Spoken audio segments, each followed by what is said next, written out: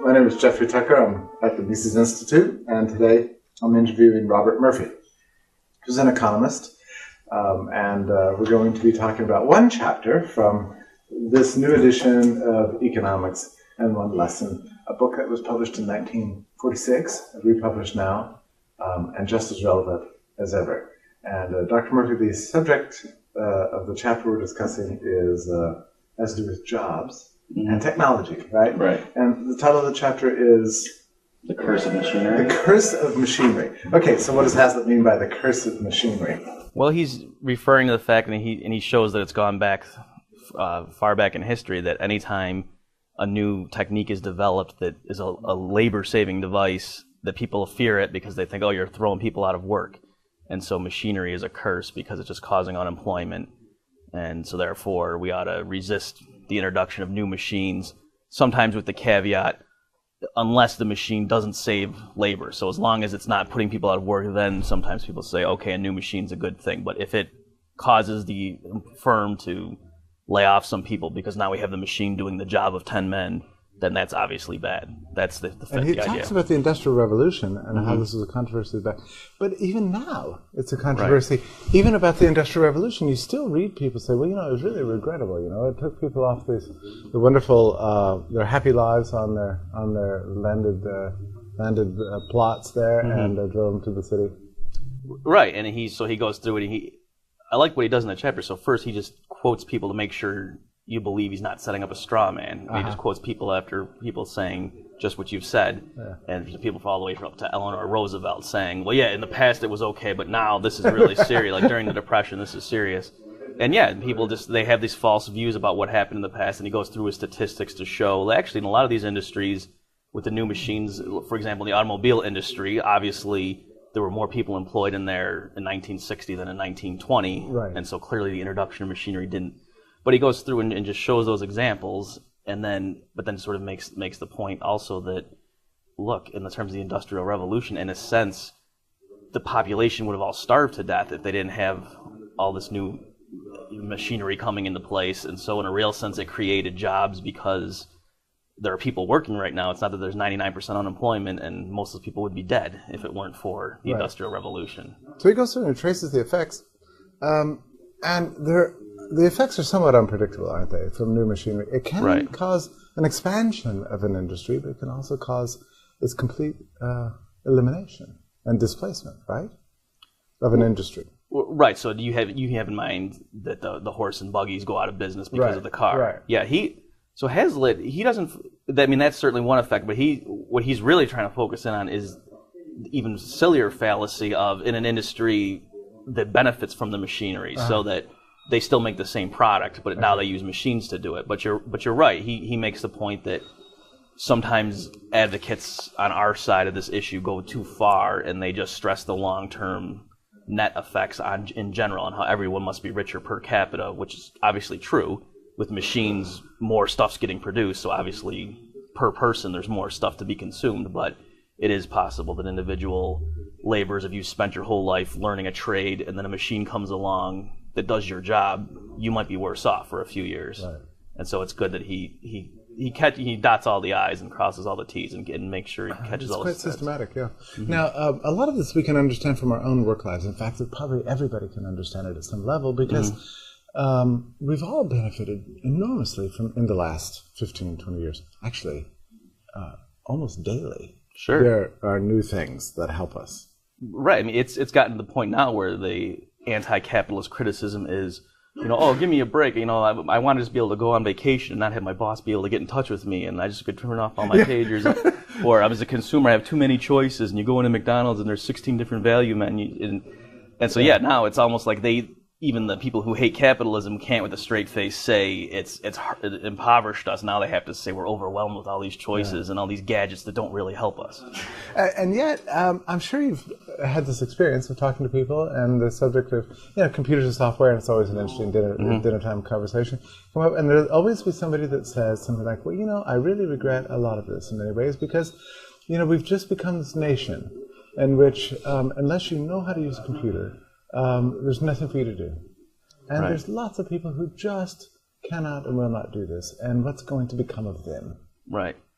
And yeah, I mean, at some point, there's always ways you can try to show. Well, no, even anybody, I mean, even someone.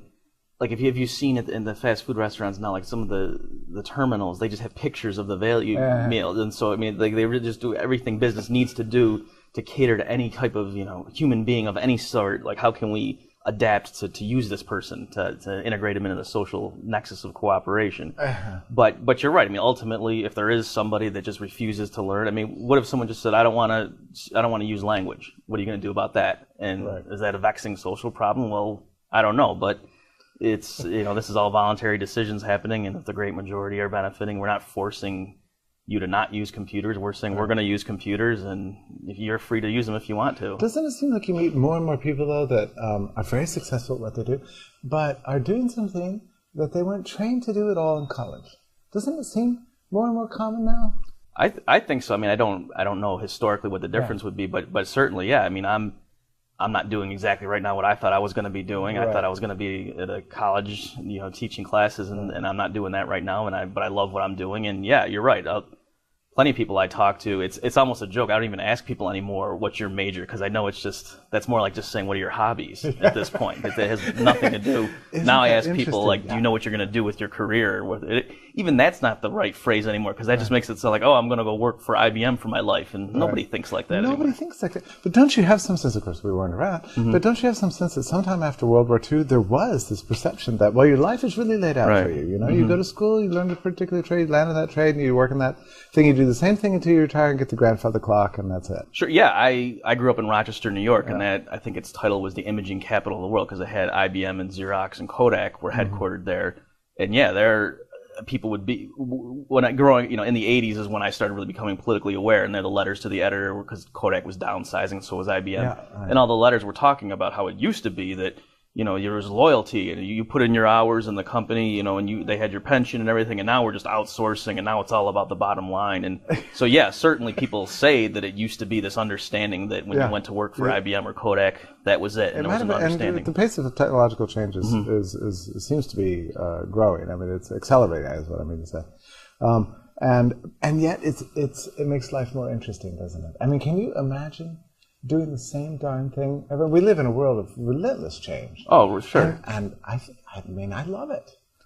I do too, and it's partly my personality. I don't mean to say this too glibly, but I think I have attention deficit disorder, and I can't. Well, we all do. Yeah, the idea of just doing one thing for 30 years just seems inconceivable to me. So you're right, and it's and this technological progress, it is accelerating, and we just take for granted that every time we buy a new computer that's supposed to do things, and then something little happens. Then I do this too, and I get so mad and say, do computers even save time? And I get all frustrated because the Excel formula didn't get imported into Word properly when I was growing up. I mean, just to get a hard drive was like, oh wow, there's a hard drive? This is amazing. And I upgrade to 640 RAM, kilobytes of RAM. This is amazing. And now, I have more than that in my phone. And it's so it's really amazing. What about the next chapter that is titled Spread the Word? What is a Spread the Work scheme? Is this an anachronism these days, or no? No, I don't think it's an anachronism, because most of the examples, so the Spread the Work scheme is just the idea that there's a fixed amount of work to be done, and so it would be unfair, left to their own devices, these greedy businessmen would have just picked the most efficient laborers, the ones that they could give the lowest wages to, and they would do all the work, and everyone else would be out of a job. And so we need to have the government or unions come in and put rules in place to spread this fixed amount of work around, to make sure everyone gets some pay and gets some work, and that would allow there to be more consumer spending and things like that. So that's the idea. And no, most of the examples Hazlitt gives are things like federal rules on overtime pay. He said part of the motivation, the explicit motivation for that, when they put those rules into place, was we want to give businessmen an incentive not, if they have 80 hours of work to be done, don't give it all to the most productive guy. Give 40 hours to one person and 40 hours to somebody else. So it wasn't about human rights. It was just a sort of a silly. Right. Hazlitt clarified. He said some of those things were an issue, like prohibitions on child labor and things like that. He said he thinks a lot of the motivation was a sort of, this is unseemly. But he said nobody thought working 50 hours a week was going to physically break someone's back, and that the precise quantitative amounts for some of these things were clearly and explicitly ideas of during the Depression and what have you. We got to really spread the work around. Involve as many people as possible in the production. Right, and then he just goes through and quotes all these ridiculous union regulations, things that I know are still in force today. Maybe not the specifics, but the idea that there needs to be the electrician on site to screw in a light bulb. I mean, really ridiculous things where someone can't do the work of someone else. Yeah. Or else you have to like pay him an extra day's wages, and you have to pay the guy who should have done it, and just all these crazy things. You encounter that in large cities even now. I mean, just absurd. Right? Yeah. I mean, even when I was growing up, I worked in a factory at Kodak for a while, and I used to hear horror stories about guys. I mean, they weren't ideological; they were just joking around, like, yeah, listen to this crazy story about just things like they had 2 more minutes left of work to do on this job, but it's lunchtime, we got to go to lunch, and then the guy was saying, well, why don't we just finish this and be done with it? No, and then so then that whole section of the factory was shut down for another 2 hours because they had to go to lunch and come back just to do 2 minutes of work, and if there weren't these official regulations, obviously. So we live with these with the remnants of this fallacy, but is the fallacy itself still around? Do you hear it? I guess I don't think I hear it as much now as Hazlitt seems to make it sound it being prevalent then. I mean, some of the other stuff in his book about the benefits of a tornado boosting GDP because now we have to rebuild. I mean, those sorts of things, the broken window fallacy, I see a lot more now. The spread the work idea, it's still embedded in union propaganda, but I haven't seen that being trumpeted I haven't asked you what's wrong with it. What's wrong with actually spread the work? With the spread the work scheme? Yeah, it's we're good just assuming that this is stupid, right because we know it's wrong, but it is, and that's again just to plug Hazlitt's book. Yeah. The stuff's got to be wrong, but he just goes through and says, well, let's make sure we understand why it's wrong. And with this, he says, okay, so let's say the government or the union or what have you just sets up a rule where, okay, now there's a certain amount of people working, and why don't we say you have to work 75% of the hours you used to, and that's the rule. And he said there's two ways, two things that can happen. So if we allow the business to cut wages, and so that they're, the workers who used to be employed working so much now earn 75% in their paycheck, he said, well then, all you've done is they're giving some of their money to the people who now fill the gap in, and so it's not that society's richer and you're benefiting one group at the expense of the other. You're not helping labor because obviously the workers who now get their hours cut back are worse off. Right. And then he said, on the other hand, if you insist that let's cut back their hours, but you still have to give them the same gross paycheck every week, and then decide what you want to do. If you want to hire more workers, well then clearly that's going to cause unemployment. That you've in effect put in a wage control, and that you're forcing the employer to pay more per hour than he originally wanted to, and so that's going to cause them to hire fewer workers, and obviously, so in an attempt to help workers, you're just throwing people out of work. It would be no different from just saying, why don't you just increase pay by 25%, and we could think through why that wouldn't help workers in general. Yeah. So it's again, you just say in the original equilibrium before this intervention, things were the way they were for a certain reason. And even there, Hazlitt clarified that this is under the most generous assumptions, that really what happens is the people who are working the most are the most productive. And so if you arbitrarily say you can't work as much and give that job to somebody else, then the total amount of output drops because now you're giving the work to people who aren't as efficient. That's right. It's an example of government regulations creating people as some sort of acting as if all workers are homogeneous. Right. Right. In this, and then in the previous chapter too, the cursive machinery, he stresses over and over that one of the main things that's wrong with this is this idea that there's a set amount of work that needs to be done, and who's going to do it. When no, in general, if wages can adjust, you can hire as many people as want to work. And so then the issue is not these are the tasks to be done, who's going to do it. But no, different tasks can be done. I mean, labor's scarce, and you put workers into where they're most highly needed.